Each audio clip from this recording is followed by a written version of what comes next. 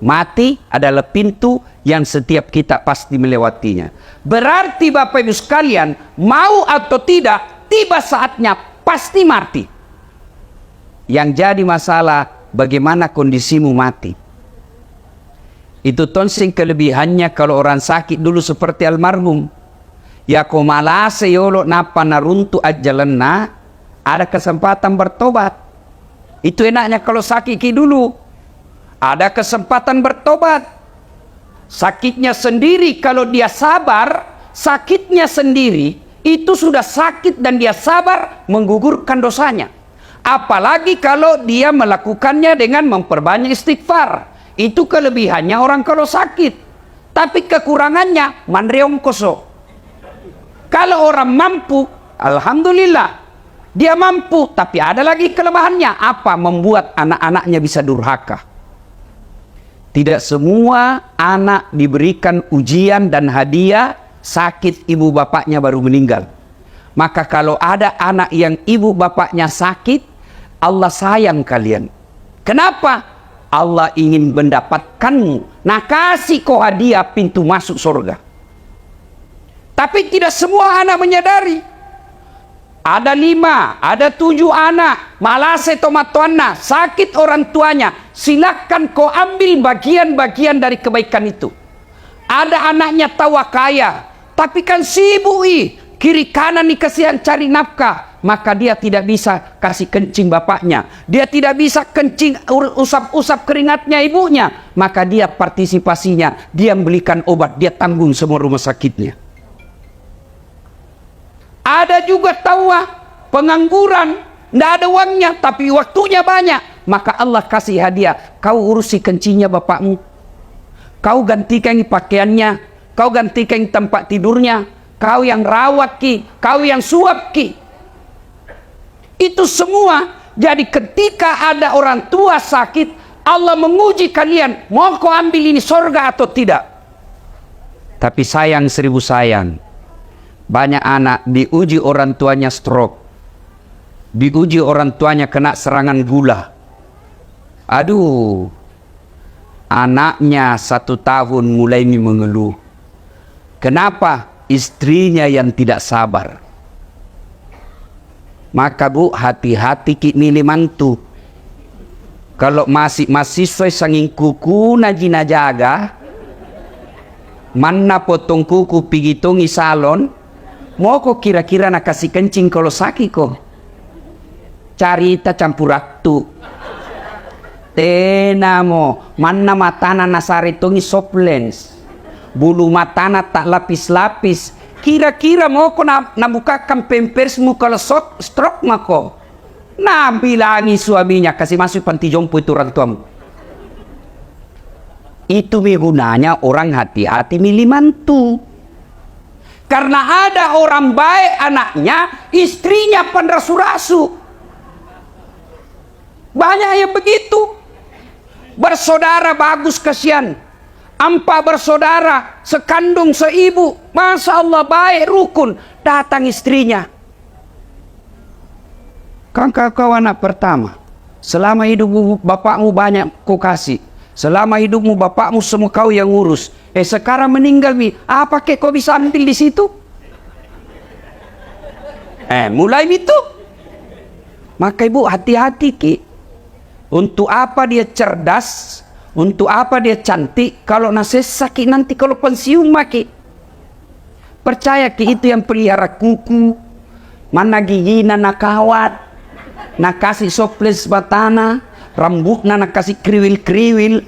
Oh, tena harapan mandreong koso.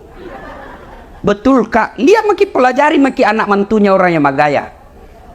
Justru yang miskin itu kodong, yang alumni pesantren, yang orang dari kampung, itu yang ngurus nanti mertuanya ketika sakit. Maka paling celaka kalau mantu tak sudah jelek, miskin.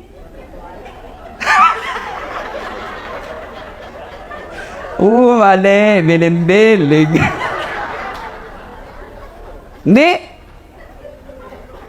Nah, ada juga orang tidak sempat sakit. Ada tiba-tiba naik mobil, bak, mati kita.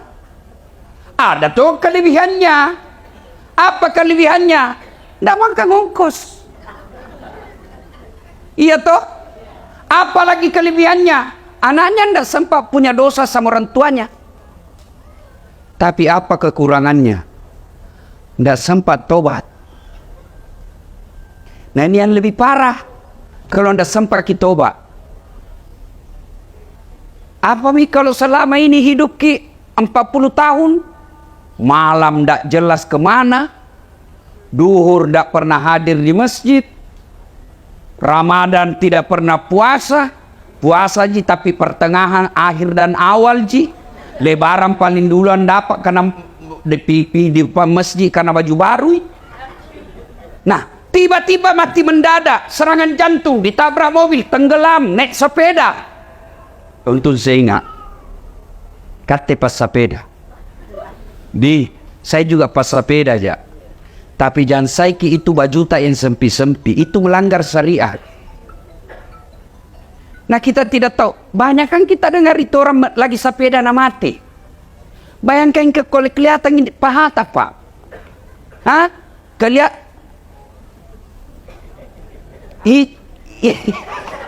Tipisnya celana baru. Oh mana? Mati kau begitu menghadap. Nak belender kau malaikat. Yang tadinya malaikat masih sana lihat kau pakai begitu. Hai, cabut misal kalian ini. Maka ibu bapak, saudara-saudara sekalian, masing-masing ada kelebihannya. Nah, yang pasti, yang kedua. Ya, yang kedua. Hidup ini maka dia pun Allah Ta'ala wa mal hayatud dunya illa mata'ul hurur. Das'ad Firdaus Haji Amir, ini dunia di sementara di saja.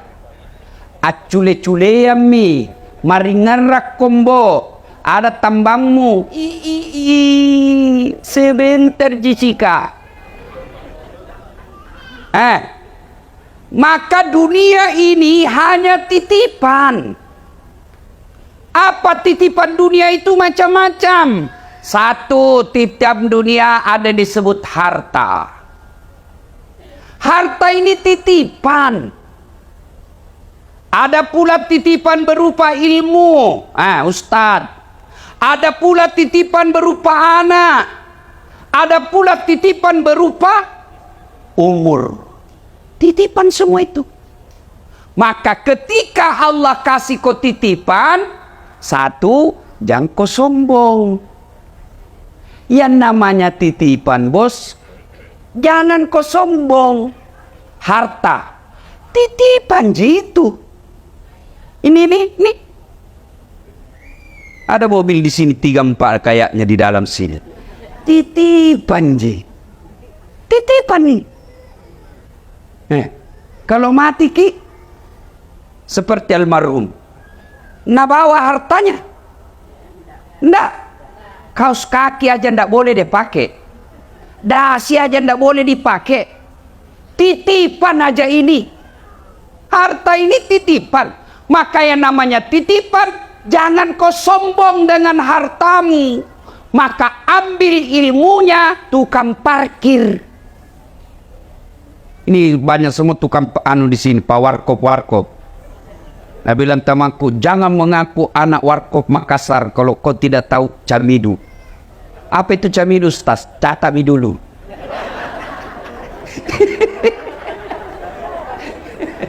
Ketua Pak Amir. Ayo. Coba lihat itu tukang parkir di Warkop. Masya Allah baik na artina. Nggak ada sombongnya. Banyaknya mobil na jaga. Nggak pernah patente sombong.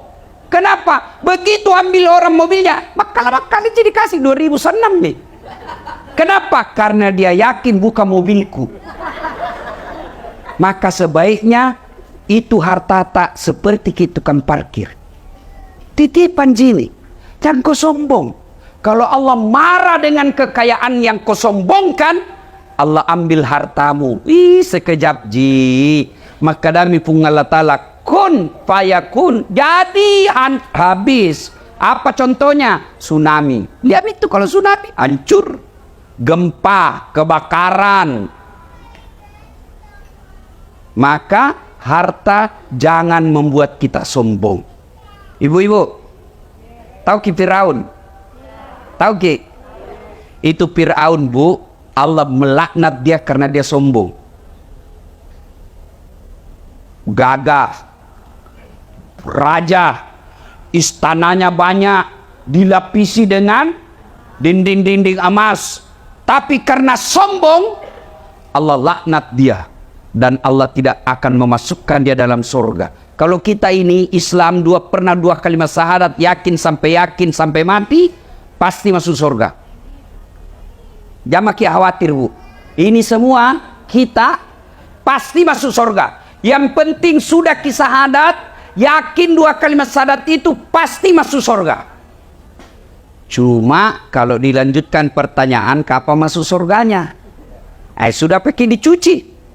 Di mana dicuci, Bu? Neraka kedua ji tampak, tidak ada tengah-tengah. Jangan kau pikir ada bencong, tidak. Tuh, neraka surga. Kalau dia tidak masuk surga, di neraka. Kalau dia Islam, masuk ke surga, tapi mampir dulu di neraka. Bagaimana keadaan di neraka dicucinya? Tergantung dosamu. Sama bajuku saya. Kalau bajuku yang kupakai si ceramah, rendam saja deterjen, bilas sedikit, bersih. Tapi itu bajuku yang kupakai dulu waktu ku SMA SMP, kalau pika sawah kotor, mamaku nak cuci, istilahnya nak cuci kalantang. Tahu ki kalantang, Ibu? Tahu bapak-bapak kalantang? Direndam dulu satu malam air panas, besok baru disikat, dibanting-banting, diinjak-injak, toh dibanting lagi, disikat, baru dijemur satu hari, malamnya diembunkan, besok baru dibersihkan lagi, baru bersih. Begitu, Bi. Kalau banyak dosa tak, kalau sedikit di tampilin jaki saja, tak tak tak, masuk kok. Sudah, Bi. Tapi kalau banyak dosa au patopan di kalantang. Di kalantang orang, Pak, tergantung dosa. Tapi Fir'aun itu Allah jelaskan Quran, haram dia masuk surga. Kenapa? Karena dia sombong. Lalu dilaknat Allah, tidak ada orang suka. Itu Fir'aun tidak ada yang suka. Mana buktinya?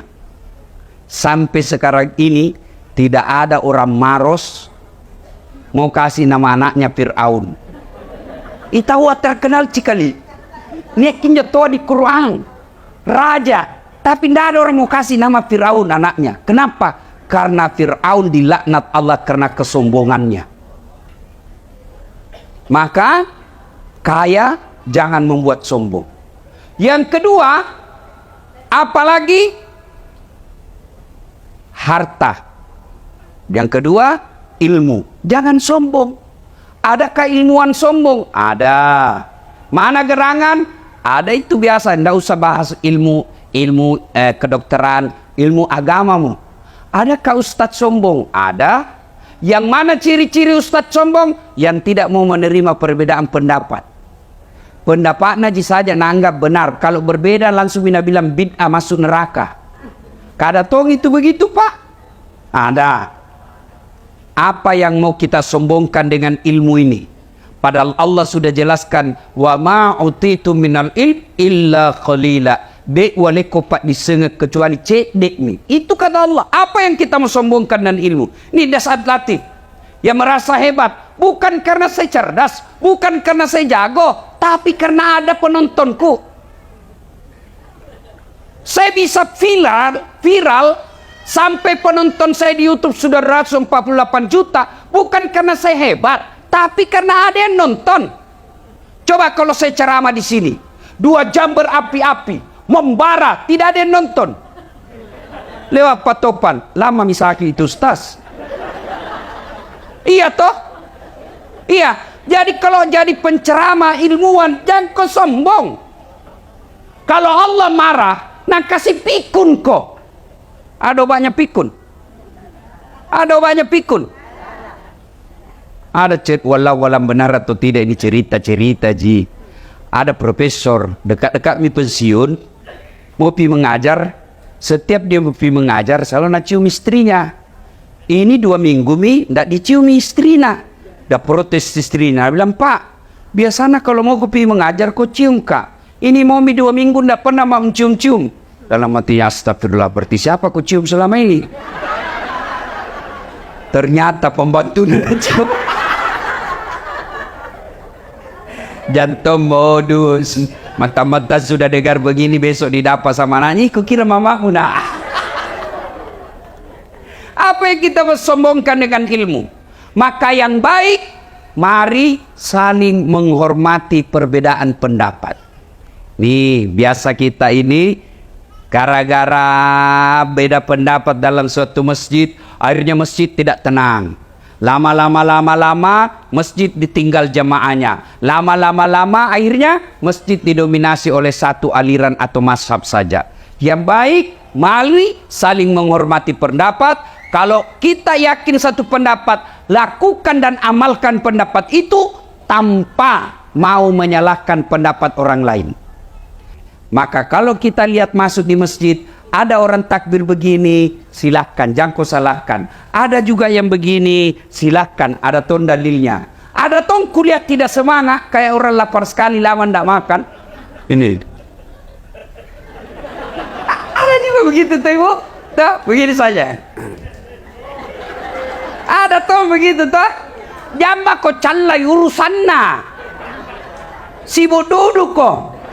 Kenapa? Karena kalau dia salah, kau tidak tanggung dosanya. Kalau dia sesat, kau tidak ikut sesat. Tapi kalau kau celak, kau maki, kau hina, kau dapat dosa karena menghina hamba Allah. Selesai. Jadi kalau ada kita lihat berbeda, dia maki urusi.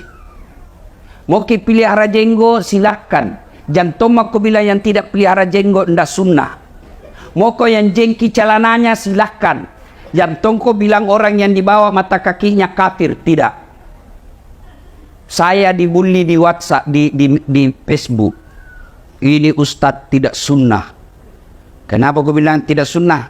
Buktinya kau tidak pelihara jenggot. Mau dia apa kalau tidak mau tumbuh? Gara-gara jenggot udah cala-cala kan? Sibuna. Sudah ya. Jadi jangan sombong gara-gara ilmu. Yang ketiga, apa itu titipan? Sudah harta, ilmu, apalagi jabatan. Wali kota, kepala dinas, gubernur, pak camat, anggota dewan, titipan ngasen jinjo. Tiako borro, jangko kabarra-barra. Iya toh? Bu, kutanya ki dulu kutanya ki. Kita tahu itu rumah yang cantik di Jalan Sudirman, perempatan Sungai Sadang, sebelah kanan warna putih, banyak bendera-benderana. Kita tahu ibu? Yang dari Pangke anggami pura-pura mengkitai. Tahu itu? Apa itu? Rumah jabatan gubernur. Kalau masuk di dalam orang di situ jangan kuborro. Kenapa? Pasti keluar kok. 5 tahun saja, paling lama 10. Masih mau kau tambah, dibilang kau gila. Keluar kok, bukan kau di situ. Berapa mi orang tinggal di sana? Berapa mi? Banyak mi toh? Pasti keluar. Apa yang kau sombongkan dengan jabatanmu? Apa? Apa lagi? Ini Hertasning. Ada di situ rumah dinas ketua DPR Kota Makassar. Berapa mi tinggal di situ? Jangan kau borro, pasti kau keluar. Makanya saya biasa ketawa-ketawa saya dalam hati kalau ada anggota DPR borro dulu acece. Tiap mau kau bos, kau 5 tahun jijatanu. Terpilih kau lagi 10 tahun, tidak terpilih wabillahi taufiq wal hidayah. Kutanya ki dulu ibu, kutanya ki, mana lebih tinggi pangkatnya gubernur dan wakil gubernur? Mana ibu? Gubernur. Bapak-bapak, mana lebih tinggi pangkatnya Kapolda dengan wakil Kapolda, wakil Polda? Mana lebih tinggi pangkatnya wali kota dengan wakil wali kota? Tidak mungkin wakil lebih tinggi daripada wali kotanya. Tidak mungkin wakil gubernur lebih tinggi daripada gubernurnya. Tidak mungkin wakapolda lebih tinggi jabatan pangkatnya daripada kapolda. Iya toh? Tapi herannya, kenapa itu wakil rakyat? Nah kau wakil ya kau bos. Nak kepatak kekuasaan rakyat, kau wakil ya kau. Kenapa kau jadi wakil rakyat mau merasa sombong? Nah kau wakil. Allah marah. Kalau sombong, nah ambil kau punya kekuasaan. Maka cara mengambilnya ada yang hina seperti kita lihat sekarang di TV. Toh? Yang keempat, titipan karena waktu terbatas. Yang keempat, titipan Allah. Apa itu? Anak. Ada orang kesian 15 tahun menikah. Kesana kemari nih habis uangnya. Allah ndak kasih. Ndak ada anaknya.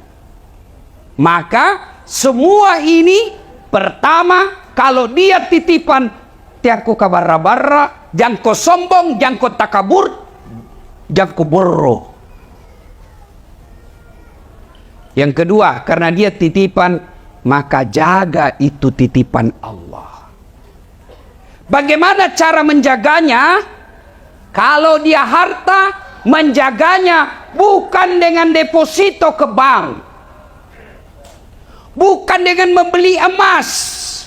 Tapi kalau kau mau jaga itu hartamu, mas sudah kau. Jangan kau beli. Bersedekah. Itulah cara paling aman menjaga hartamu. Nih. Coba-coba. Rumah begini. Mewah. Ada mobil. Kalau meninggal kibu, siapa tempati? Kalau meninggal ki, istri kedua. Pasti nih bu, kawin lagi. Jamak kau lagi pikir cemburu kalau dikubur. Nggak ada urusan cemburu orang dikubur. Iya toh? Nih, ibu-ibu nih, yang banyak semua masna, kuning-kuningan. Kalau mati ibu siapa pakai? Siapa pakai? Istri kedua. Bago, wabillahi taufiq wal hidayah. Itu mama Nece na dengar ceramahku ini tuh, na lihat tongi di YouTube, na lihat istriku ibu. Dia bilang, Ustaz, jadi kalau mati ya nanti mau tongku kawin. Ku bilang, sini kau dulu sayang, duduk kau di sini baik-baik ya. Ngapa kau panggil saya, na istriku? Ku pelu-pelu baru ku bilang, sayangku, dengar ki baik-baik ya. Jangan kau mati maki, masih hidup ki saja. Nah saya selalu berpikir kawin lagi.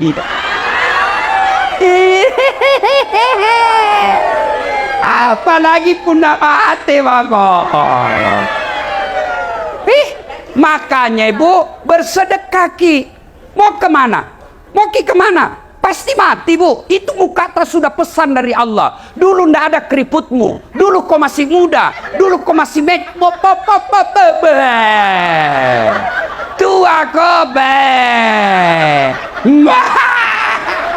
mau kemana? Pasti mati ki bos. Maka ibu, bu, dengar kak dulu. Enak nih tuh orang jadi orang kaya. Kenapa? Biar palsu dipakai, nah bilang ki juga orang asli. Dia maki itu enaklah jadi orang kaya. Mana palsu dipakai, nah bilang orang tahu. Coba kalau istri napa tahu pakai. Mana nak beli di Tanah Abang, orang bilang tahu itu. Nah bilang apa? Tidak mungkin, tidak masuk akal orang kaya itu. Itu susah orang miskin. Biar asli dipakai, nah bilang kebekom ngale. Maka kita yang kaya sedekah kok. Maka selesai tasya nanti Kita yang kaya, panggil anak, apalagi yang sudah 60 tahun ke atas. Panggil itu anakmu. Nah, ini ada emasku 500 gram. Jual mau ke 400 gram, bikin kau mesti di kampung. Yang 100-nya, mari saya pakai. Belikan kembali yang palsu. Sudah. Maka enak, kaya di dunia, kaya di akhirat. Menjaga amanah harta, bukan dengan investasi tanah, bukan dengan beli rumah ini, bukan investasi dunia, pasti tambah susah kau meninggalkannya. Maka caranya sedekah. Bu-ibu, pernah ada orang kita lihat bangkrut gara-gara sedekah? Pernah? Yang bangkrut gara-gara narkoba, yang bangkrut gara-gara judi, yang bangkrut gara-gara pemabuk, yang bangkrut gara-gara selingkuh. Beda poligami selingkuh, Iya sami. Kalau selingkuh coko-coko, ndak halal. Poligami halal. Apa kau tahu, Pak? Berani kok. Nabila temanku Ustaz, orang lain istrinya semua singa. Alhamdulillah saya istriku di rumah Ustaz bukan macan, Bu, kelinci. Nah, bilang saya istriku kelinci Ustaz, tapi saya menjadi kangkung.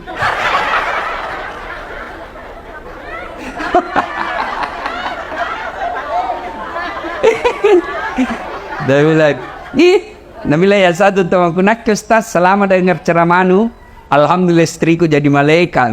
Wih, tahu tapi malaikat pencabut nyawa.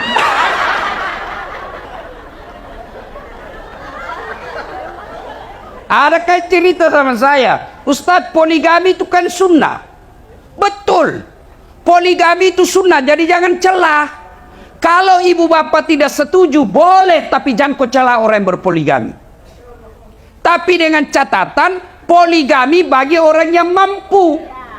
Ibarat pesawat itu pesawat, Pak, ada kan namanya pintu darurat. Tidak boleh dibuka setiap saat. Puna nubuka tidak darurat, ngajak kalau polisi. Begitu juga itu poligami bagi orang yang mampu. Siapa contohnya? Rasulullah Muhammad sallallahu alaihi wasallam.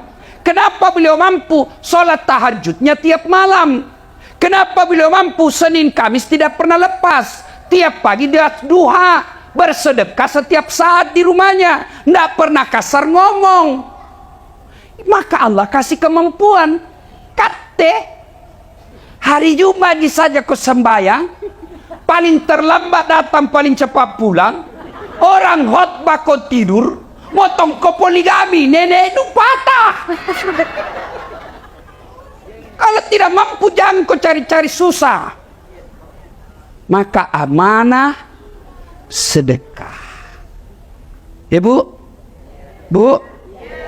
Dan itu orang dermawan, orang senang. Meskipun sudah meninggal, orang masih mengenangnya. Iya toh? Tapi kalau sekeki, jangankan meninggal, masih hidup kisah saja, dan doakan ke orang. Coba kalau orang dermawan, pikir siara kubur, antar kubur orang meninggal, dilewati kuburna, tahu baik sekali ini orang teman tetangga atau hidup, suka kena traktir, doakan itawa, sudah 5 tahun meninggal, masih didoakan.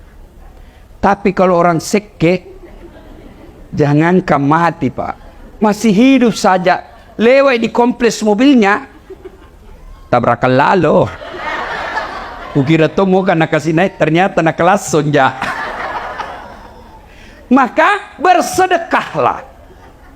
Cara memelihara harta yang Allah berikan, sedekah. Yang kedua, anak. Bagaimana cara memeliharanya? Jadikan anakmu soleh dan soleha. Apa Allah melarang anak kita jadi kontraktor? Tidak. Apa Allah melarang anak kita jadi dokter? Bagus. Apa Allah melarang anak kita jadi anggota DPR? Tidak. Tapi Allah minta jadikan anakmu pejabat yang memperhatikan agama. Bu, Bu, kira-kira kalau masuk lagi di kubur, saya doakan ki. Suami, Ih, nalemi orang lain. Siapa doakan kira-kira? Ini kenyataan, Ibu. Ada temanku dulu haji, meninggal istrinya. Waktu meninggal istrinya, dia bengkak matanya, Pak. Barusan kulihat laki-laki bengkak matanya. Mana biasanya kan sedikit aja baru nak terima tamunya orang. Itu pun stres tapi merokok, Ji.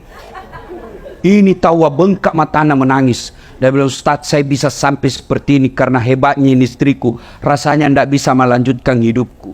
Separuh jiwaku ikut bersama istriku. Dalam hatiku pengaruh lagu. Sekali nih, Bu, belum setengah tahun. Pihak jogging di Karebosi. Tuh jogging nggak? Ada ketemu. Ada di sampingnya cewek muda putih panjang rambutnya. Nggak pakai jilbab. Ku senggol itu tamang ngajiku. Nih gaya roh. Siapa namanya? Yang baru Ustaz. Siapa doakan Kibu? Siapa? Maka kalau mau ki lihat sekarang masa depan tadi kubur dia tak nak tak sekarang. Kalau malam Jumat mengaji baca Yasin di kamarnya, alhamdulillah. Subuh dia pergi ke masjid jamaah, tanda maki Bu, jamaah kita cemas soal kubur tak ada mi doakan ki. Tapi kita tengok kamarnya main game. Tengok ki lagi main game lah. Datang bapakna nalapisi HP-na dengan buku. Dikirim membaca padahal HP-na di dalam. Hati-hati.